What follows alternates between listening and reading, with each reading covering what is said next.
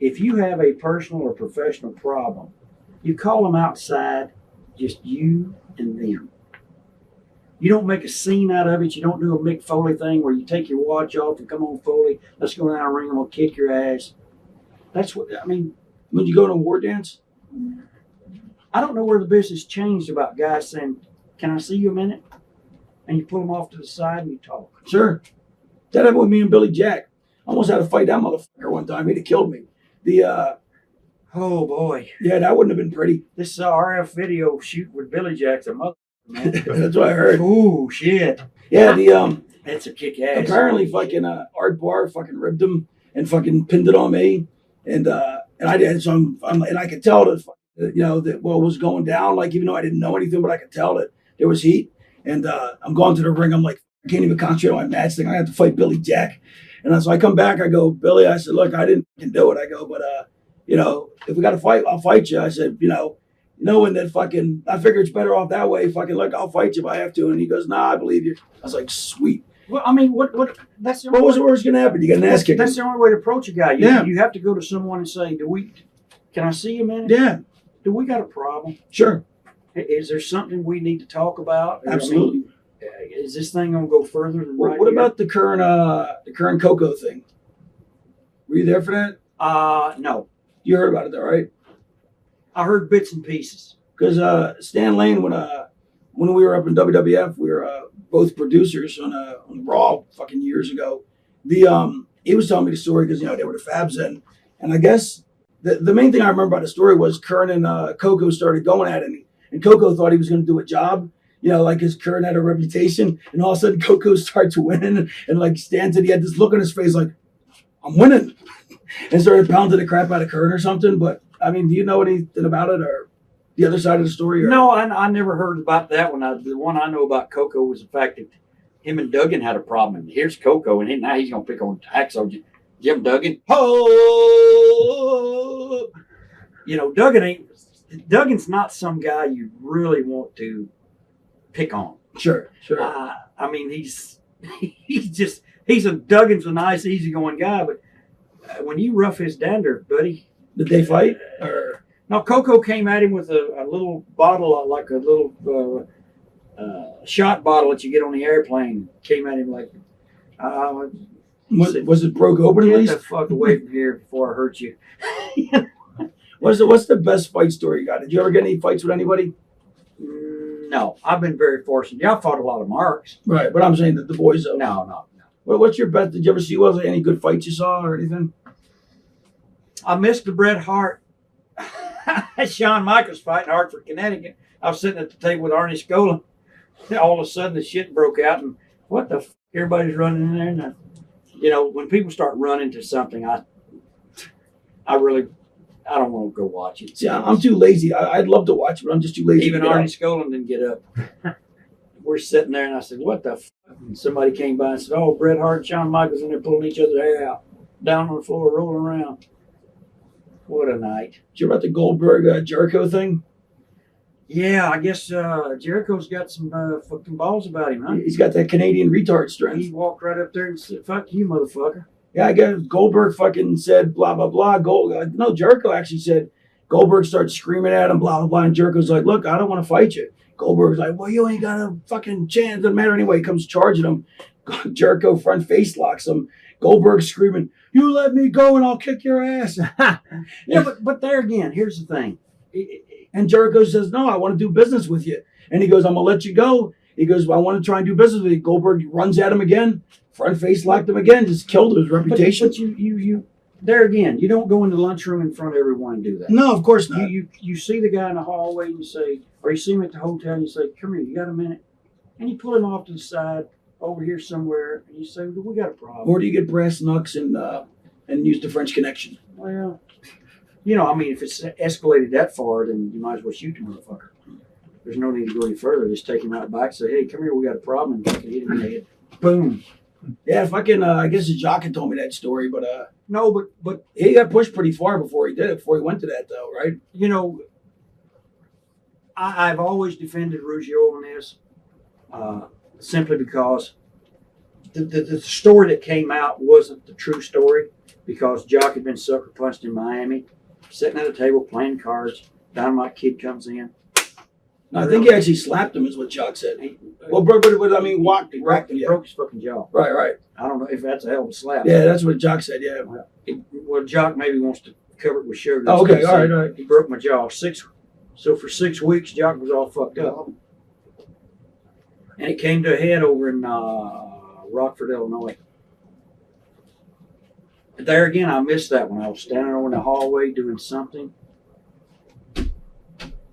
And all of a sudden, I saw everybody running, and what's going on? They said, Jock Ruggiero just fucking knocked Dynamite Kid out.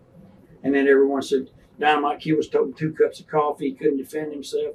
Well, Jock was sitting at a table in Miami with a deck of cards in his fucking and apparently fucking, like, Dynamite had humiliated Jock a couple times before, slapping him around and stuff, and Jock's like, hey, no trouble. And Jock, you know, I give him credit for having the balls, I mean. But apparently... I guess he hit this motherfucker so hard. Then the Dynamite Kid. Now, this is what's the good part about the behind the scenes. They were leaving, going to Europe on a European tour the next day because we finished Rockford, Illinois TV tapings, and they're leaving the next day going to Europe. And now here's the Dynamite Kid. He got no front teeth. Here's this cocky little bulldog who said he slapped me and made me cry. Never happened. If you want to slap me, come on, do it. I don't give a shit if you only got one fucking leg. Now, I'm cruel, but I'm fair. Don't say the shit you can't back up. Anyway, that's what he said about me. Wait, what did he say about you? He slapped me and made me cry. He said that about you? He put it in his book. He slapped me around and made me cry like a baby. Well, Jimmy Hart was there, and that's not true. Anyway, because we did have a problem. We had a confrontation, and the 20, 30 minutes later, I saw him walking back of the arena by himself, toting his cup of coffee like he always did, holding a cigarette. And I said, hey, kid, we got a problem. Oh, not that I know of. Okay, so this shit's over? Yep, it's over. We shook hands, and that was it. Somebody told a story that I said something about Harley Race. Harley Race has never said anything to me about this, ever. That I said something in Boston Garden about, yeah, we paid the boys rent tonight. Jimmy Hart and I were in the shower room. Somebody stirring the shit up. Yeah, somebody stirring shit. And wait, so what was it? Did anything, what? But Bobby Heenan had made a joke about Harley Race couldn't take an ass bump anymore because the shit fly out of the bag. Because Harley was hooked up on a bag for a while. Bobby Heenan made that joke, not me. I never even repeated it to anyone. Right. Except now. And it wasn't, it's something I wouldn't do to disrespect Harley Race. Right, of course Harley Race never asked me about it because he knows I didn't do it. Right. But anyway, it was something about, the Honky Tonk man Jimmy Hart was in the Boston Garden taking a shower saying, we paid the boys rent tonight. No. What was said was, well, Jimmy, at least we got our rent paid tonight because it's a sold out show. So we made money. Right. It had nothing to do. We paid the boys rent. Right. So the next day on a plane, kid walked by. You paid the fucking boys rent, eh? And that went on for about 2 weeks. And now he would get drunk. He was an Englishman. Normal. If you ever go to England, if anybody's ever been to England, or if you're English people watching this, you know what I'm saying. You English people. He was a little Napoleon, and Napoleon was French. But anyway, most of Europe, they're all alike in Europe. Most English people were small people in some of the old buildings in England. The doors are only this tall. But anyway, he was trapped in this complex, I suppose, of being this small guy, and strutted around, showing his weight, and doing ribs, sucker punching people. And people were afraid of Dynamite Kid. Now, here was a guy 10 years before that who weighed $130. You see what I'm saying? $120. You ever seen pictures of him when he was young? Yep. This fucking kid maybe weighed 85 pounds, soaking wet. Man, you get a little juice in you. I hate fucking bullies. There's nothing worse than bullies. So he turned into a bully, and he bullied people, and Vince let him bully him. Vince loves that shit. Vince never sent a note out and said, okay, no more ribbing, no more shitting in nobody's bags, or no more crowns. But he let these guys go and go and go. Listen, they terrorized Terry Taylor. Terrorized him. I can promise you this. When you said Terry's a devout Christian man right now, I don't know if it's in his heart to forgive the Dynamite Kid. He already has. Trust me. I hope he did. Trust me. He carried that on his back for a long time. They terrorized that boy. Cut his clothes up, did shit to him, 40 below zero, cut his pants, go. That's not real. That's destroying someone's Yeah, that's property. bullshit. Nah, he So bullshit.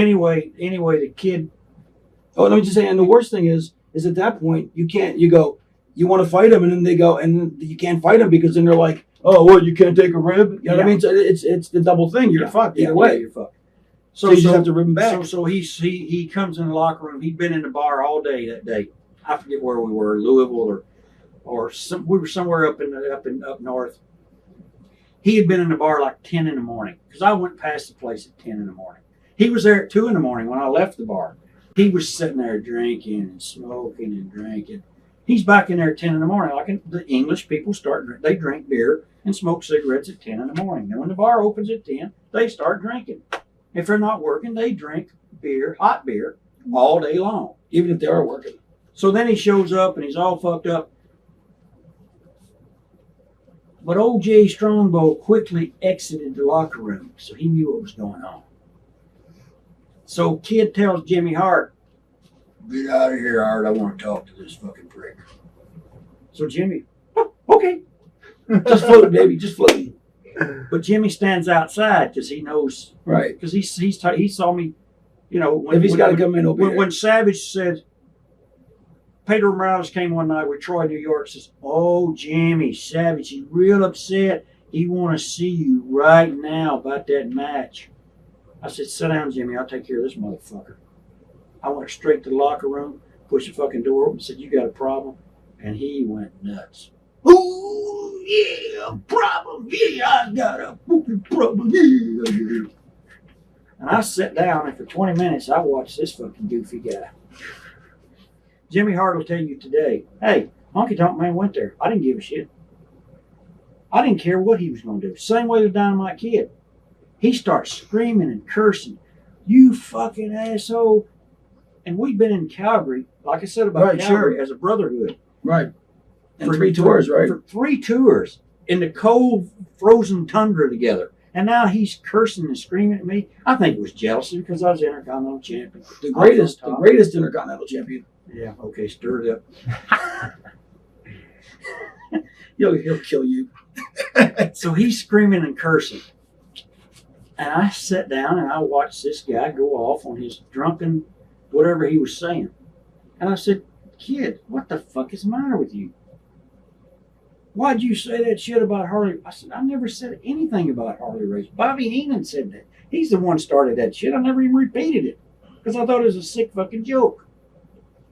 And it all ended that way. But then I saw him about 20 minutes later. It's like I said, "Do we still have a problem?" And he said no. And it was never ever mentioned again. That was the whole thing? Never mentioned. Until he writes a book and says he carried me in the locker room and slapped me and I was crying. Listen, you might be a tough little fucking Englishman, all jacked up on steroids and all drunk. But if you just slapped me, the only crying would have been when I put my foot in your ass. And you'd have been crying for the doctor to fucking get that out of you. Yeah. Jimmy Hart was there and he heard the whole thing and he knew it didn't happen. Fucking, it's funny how karma That's fucking how works. stories happen. You know what I mean? So anyway, I got a lot of heat. Listen to this. Okay. I got a lot of heat. I was over in England, and somebody said, "Dynamite Kid said this, this, and this." I said, "You know what? Whatever happened to Dynamite Kid, he got what was coming to him. No one deserves to be in a wheelchair, but whatever physical punishment he is going through now, he deserves what he got because of what he did to other people." Sure. So now all the English boys in there, they're all hot. Fit Finley, he's going to fly to England and beat me up. He works in the office of the WWF and he's going to fly to England and beat up a legend? I can't see Fit doing that. I can't see Fit being like, that pissed about it. So I said, "Look, if you want to come over here and kick, if you want to fly all the way to England and kick me, you don't have to do that." I live at the Superstition Spring Golf Course, and you can catch me every day over there on hole number 9 or 10. Don't fuck with my golf game. I'll stick a 9 up your ass. That